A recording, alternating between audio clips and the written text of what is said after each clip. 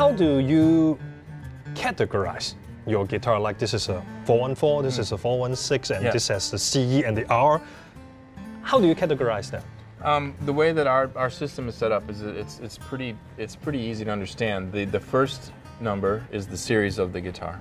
Oh yes. Okay. So this is a series. So these are all the same series. These are all so they are yes. So guitars. they have all four. Yes. That's right. And the last number is the body shape. So this is a different body shape than that guitar. So this is a grand auditorium, and it would be a 4? It's a 4. Ah, yes. This is a grand symphony. And it would be a 6. Yes. Oh. Yeah. And this is also a grand auditorium, but this is a 714. This is a rosewood back and side guitar. So what changes with the number, the first number, is appointments and materials. Ah, yes. So all the 300 series guitars are made out of a particular kind of tone wood.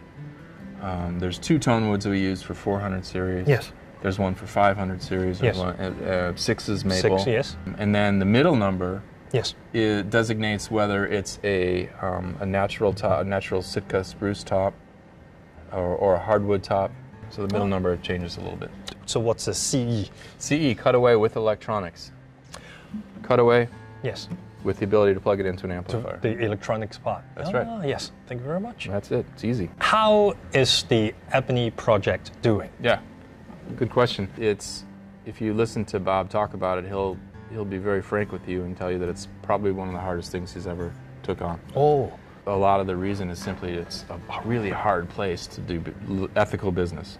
Oh yes. Well, in like you said, up to now it's not exactly fair trade. No, it's not at all. And the whole system of getting the logs out of the forest, milled, and to the boat for shipping is full of opportunities and past histories of bribery and corruption and disrespect for the workers and the forest. Oh yes. There's been no replanting. It's hard to change something that's been in motion for so long, but he's been sticking to it. He says, you know, 6 years later, 7 years later into the project, he says he went there for the wood, but he stayed for the people. Because there's this little group of workers that are now middle class in their society. Because when he went in there, he realized that nobody had ever gotten a raise that had worked there ever in their career, ever. There was no running water. They didn't get lunch breaks. Yes.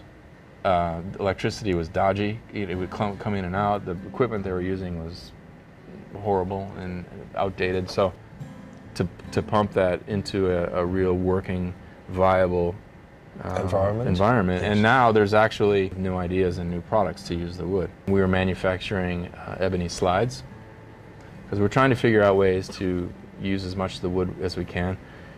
He's also replanting trees, and nobody's ever done that before. People, when they hear the story, they want to be part of it. You know, this story may not have resonated with people who are a little bit older. You know, when I was 20 years old, we didn't hear about anything like this. Yeah, you simply didn't get in touch with these. No, and at the time that, you know, there was, you know, you'd fly into Los Angeles and it would just be a hazy cloud of smog. Yes. Right? It's actually the same with Hong Kong.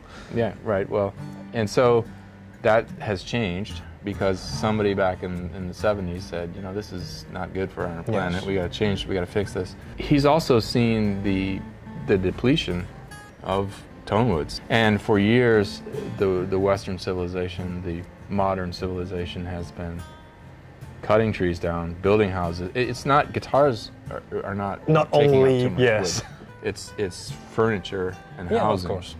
And then when you tell that story to people and you tell them that the reason that the ebony on their fingerboard is not completely black is because that's what the tree normally looks like, then they go, oh really? Nobody ever told me that. Well, that's because nobody ever took the time in the past to tell the story. And I think that once people hear that, they get excited about it and they want to be part of it. And if they understand that all the pieces of their guitar have been put together in an ethical manner, they feel good about it. So